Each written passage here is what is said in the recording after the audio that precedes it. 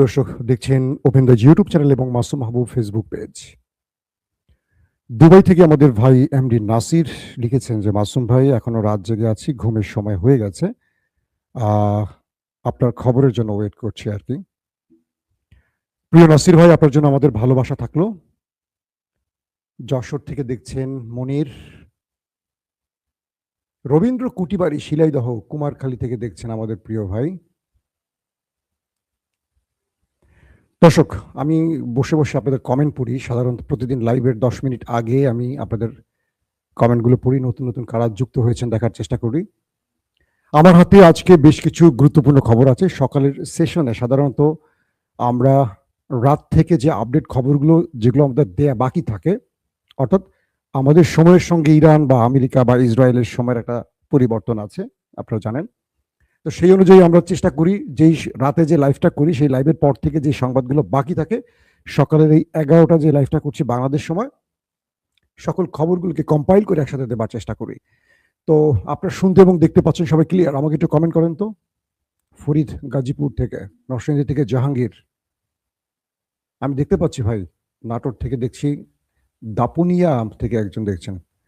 দর্শক, আজকের মূল গুরুত্বপূর্ণ খবর হলো নেতা কাকু হিজবুল বাহিনীর ধোলাইতে ক্লান্ত হয়ে আমেরিকার কাছ থেকে সেনা চেয়েছেন। বলছেন, আমেরিকা তুমি মধ্যপ্রাচ্যে তোমার ঘাঁটি বন্ধ করে আগে আমাকে বাঁচাও, আমার পিঠ লাল করে ফেলছে হিজবুল বাহিনী। দ্বিতীয় গুরুত্বপূর্ণ খবর, এবার ইরান তার পার্লামেন্টে হরমুজ প্রণালী নিয়ে বিল পাশ করলো। এখন থেকে হরমুজ প্রণালী অতিক্রম করতে হলে দিতে হবে টোল। আমেরিকার কপালে আবারও ভাঁজ। পাশাপাশি কুয়েতের ওয়াটার সেলিনেশনে যে হামলাটি হয়েছে, এই হামলার দায় অস্বীকার করলো ইরান, বলল এটি নেতাকাকু করেছে, অর্থাৎ তার দেশ করেছে। পাশাপাশি ইরান তার মিসাইল দিয়ে শত্রুকে কিভাবে ধোঁকা দিচ্ছে তার চমৎকার কিছু তথ্য আজকে আপনাদের জানাবো। পাশাপাশি রাশিয়া আমেরিকাকে আবারও বৃদ্ধাঙ্গুলি দেখালো। কি করলো রাশিয়া? দর্শক, সৌদির পাইপলাইনেও হামলার ঘটনা ঘটেছে। কারা এই হামলাটি করেছে সেই বিষয়টিও তথ্য আসতে শুরু করেছে। পাশাপাশি মার্কিন যুক্তরাষ্ট্রের পার্লামেন্টে আলোচনায় যুদ্ধের খরচ নিয়ে যে প্রশ্ন উঠেছিল, সেখানে এমন তথ্য দেয়া হয়েছে যেটা আরবের জন্য টেনশনের কারণ হয়ে গেছে। চলেন আপনাদেরকে একটা একটা করে খবর দেই, আরো অনেক খবর থাকবে, আমি কয়েকটা উল্লেখযোগ্য অংশ শুধু বললাম। হিজবু বাহিনী লেবাননে যে প্রতিরোধ গড়ে তুলছে এটা কল্পনা করেনি নেতা কাকু। তিনি মনে করেছিলেন গাজার মতো একটি বাফার জোন তৈরি করবেন এবং পুরো লেবানন তার দখলে নিয়ে তিনি ইচ্ছে মতো এটাকে নিয়ন্ত্রণ করবেন। কিন্তু সেখানে আছে হিজবুল্লাহ বাহিনী। আপনারা জানেন যে বছর আগে ফিলিস্তিন যুদ্ধের সময় হিজুরা যখন রিয়েক্ট করছিল, তখন পেজার বিস্ফোরণ ঘটিয়েছিল ইসরায়েল। পেজারটি কি? একটি বিশেষ কমিউনিকেশন যন্ত্র। এটি হিজবুল্লাহ সদস্যদের পকেটে থাকতে। এটি তারা অন্য দেশ থেকে কিনেছিল, যেটি হ্যাক করা সম্ভব নয় বলে তারা জানতো। তারা জানতো যে হিজবুল্লাহ সদস্যরা নিজেরা কোনো মোবাইল ইউজ না করে এটার মাধ্যমে নিজেরা নিজেদের তথ্য আদান প্রদান করত। ইসরায়েল কি করে, এই বিশেষ ডিভাইসটির মধ্যে যখন হিজবুল্লাহ কেনে, সাগরে কোনো একটি ট্রানজাকশন কি বলবো, এটার যে কোনো একটি স্থানে যখন জাহাজ থেকে এটা আদান প্রদান হয়, এটার ভেতরে বিশেষ একটি ডিভাইস বা বিস্ফোরক বসিয়ে দেয়, ডিভাইস বিস্ফোরক। যখন হিজবু বাহিনীর সাথে ইসরায়েলের লড়াইটা শুরু হয়, তখন এই পেজারগুলোকে একযোগে বিস্ফোরণ ঘটায় একটি সফটওয়্যার সিস্টেমের মাধ্যমে। অর্থাৎ ইসরায়েল তার প্রযুক্তির মাধ্যমে এই পেজার বিস্ফোরণ ঘটালে প্রচুর সংখ্যক হিজবুল্লাহ সদস্য প্রাণ হারায়, ক্ষতিগ্রস্ত হয়, মারাত্মক আহত হয়, পঙ্গু হয়। এরপর হিজবুল্লাহকে আমরা দেখেছি দৃশ্যপটে অনেকটা দুর্বল হয়ে গেছে। যখন ইরানের সাথে লড়াইটা আবার শুরু হয়ে গেল, আমরা দেখলাম প্রথমে হিজবু বাহিনী ইরানের পক্ষ নিয়ে মাঠে নেমে গেল এবং নেতাকাকুর সেনাবাহিনী আইডিএফ তারা লেবাননের ভেতরে স্থল অভিযান শুরু করে দিল মার্কাভা ট্যাঙ্ক নিয়ে। আকাশ থেকে যুদ্ধ বিমান, নিচে মার্কাভা ট্যাঙ্ক।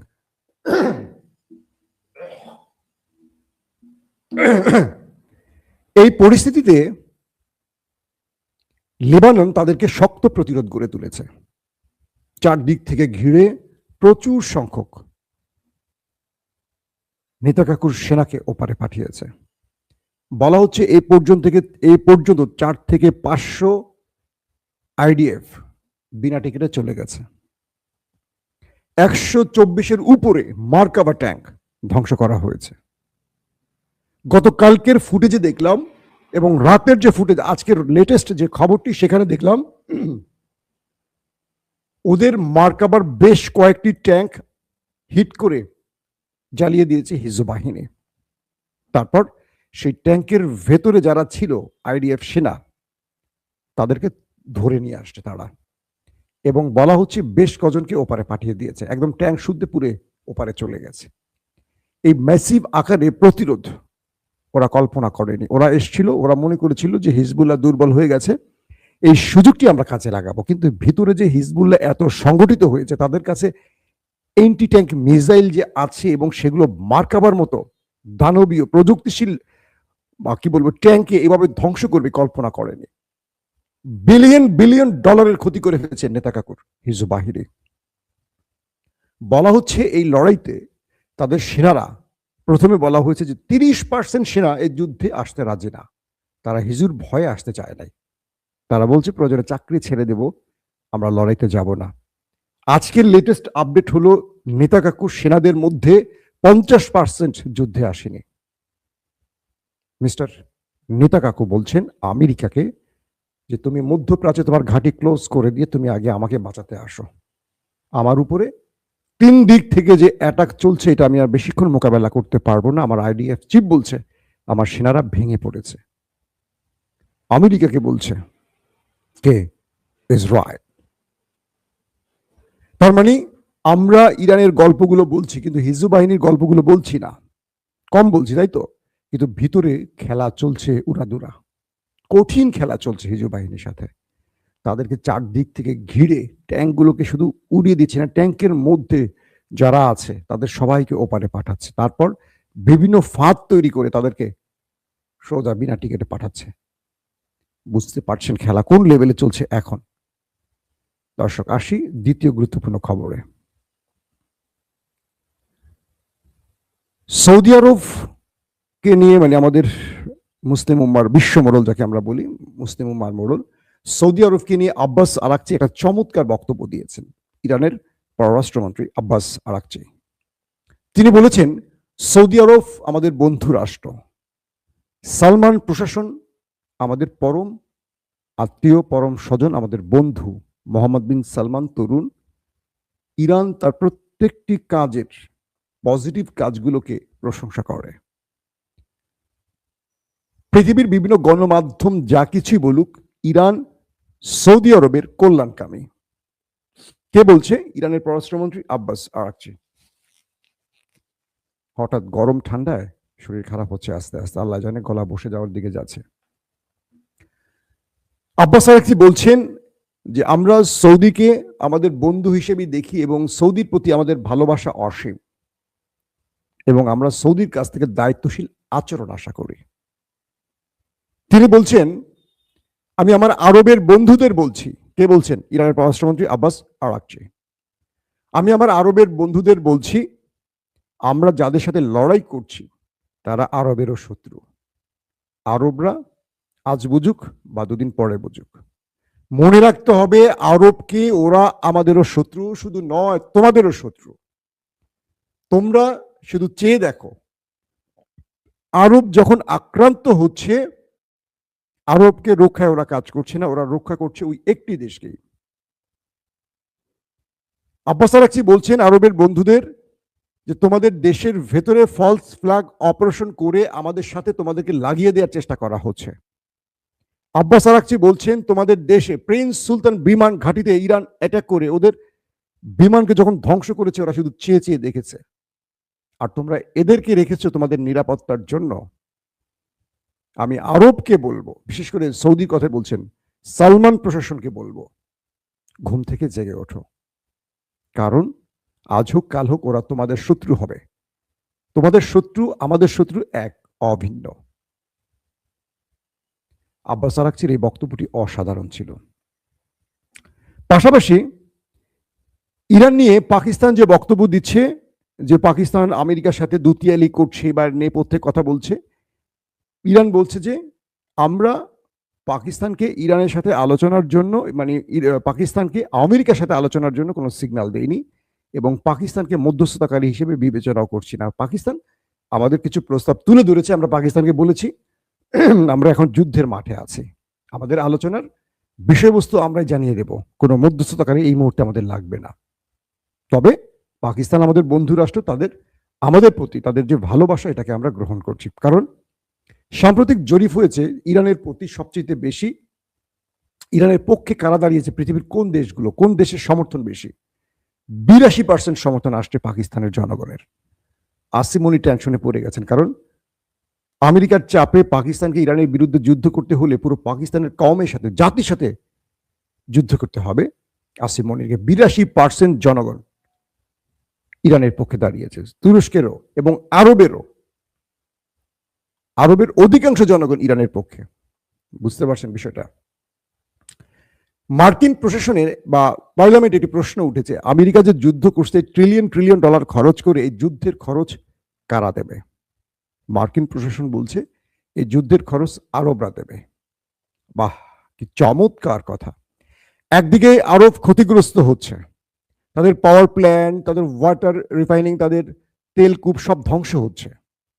আরবের ঘাঁটি গেড়ে আমেরিকা ইরানের মাধ্যমে যে অ্যাটাকগুলো আরবে নিয়ে আরবকে ধ্বংস করছে, তার জন্য এই ক্ষতিপূরণ আরবকে দিতে হবে। লাভ হচ্ছে কার? ইসরায়েলের। আমেরিকা লড়ছে কার জন্য? ইসরায়েলের জন্য। কিন্তু ক্ষতিপূরণ দিতে হবে আরবকে। মাশাল্লাহ, বলেন মাশাল্লাহ। আরবরা ঘুম ভাঙাও তোমাদের। জুব্বা পরে, পায়জামা সারা জুব্বা পরে তোমরা দৌড় মারো এখন মরুভূমির মধ্যে। পায়জামা সারা জুব্বা পরে দৌড় মারলে কি হয় মরুভূমিতে জানেন তো? তো আমেরিকা প্রশাসন তারা ঠিক করছে তাদের যত খরচ যাবে যুদ্ধে, তারা মারবে ইরানকে আর তারা সুবিধা এনে দেবে ইসরায়েলকে, আর ক্ষতিপূরণ দেবে আমাদের আরবরা। কত বোকা জাতি আরবরা! আহা!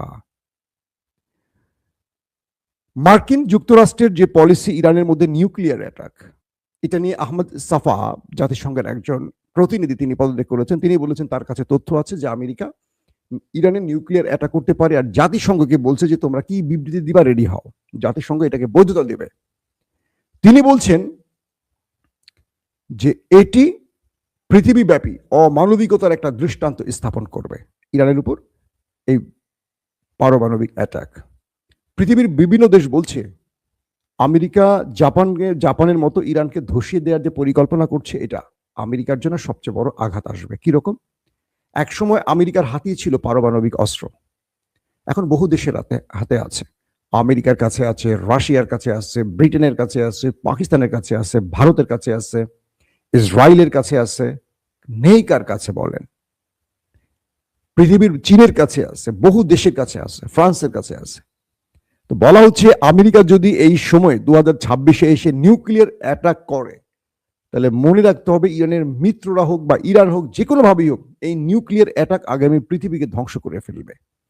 আমেরিকা অ্যাটাক করলে ধরে নেবেন নেক্সট অ্যাটাক দখলদার দেশটির মধ্যে আসবে বা আমেরিকার কোন একটি স্থানে আসবে। কারণ এটিকে কোনোভাবে এই সময়ে এসে বৈধতা দেওয়া যাবে না। যদি আমেরিকা তার লজ্জাজনক পরাজয় ঢাকার জন্য নিউক্লিয়ার অ্যাটাক করে, মনে রাখতে হবে আমেরিকানদের নেক্সট টার্গেট তারা হতে পারে। প্রশ্ন উঠেছে আমেরিকার বন্ধুরা কোথায়? ব্রিটেন সর্বশেষ বন্ধু ছিল যারা আমেরিকার পক্ষে দাঁড়িয়ে থাকার ঘোষণা দিয়েছিল। তারা গতকালকে বলে দিয়েছে আমেরিকার যুদ্ধে তারা সাথেও নাই পাছেও নাই। বলেছে আমেরিকার এই যুদ্ধের সাথে ইংল্যান্ড জড়িত নয়। একদিকে আমেরিকার বন্ধুরা কেটে পড়ছে সব। ইতিমধ্যে স্পেন কি বলেছে জানেন আপনারা? বেলজিয়াম কি বলেছে, ফ্রান্স কি বলেছে, জার্মান কি বলেছে সব শুনেছেন। স্পেন বলছে আমি তোমাকে ঘাঁটি ব্যবহার করতে দেবই না আমার দেশে ইরানের বিরুদ্ধে। আর জার্মানের বিরোধী দল থেকে আজকে ঘোষণা এসছে জার্মানে যে মার্কিন ঘাঁটি আছে, জার্মান সরকারের উপর বিরোধী দল চাপ সৃষ্টি করছে যে তোমরা আমেরিকার ঘাঁটি মানে বন্ধ করে তাদেরকে এই দেশ থেকে তাড়িয়ে দাও। জার্মান থেকে যারা আমেরিকাকে জাহাজ পাঠিয়ে সহযোগিতার ঘোষণা দিয়েছিল, সেখানে এখন পার্লামেন্টে আমেরিকাকে তুলোধুনো করে ছাড়ছে তারা। স্পেন তো বলেছে, বাকি দেশগুলো ঘুরে দাঁড়িয়েছে।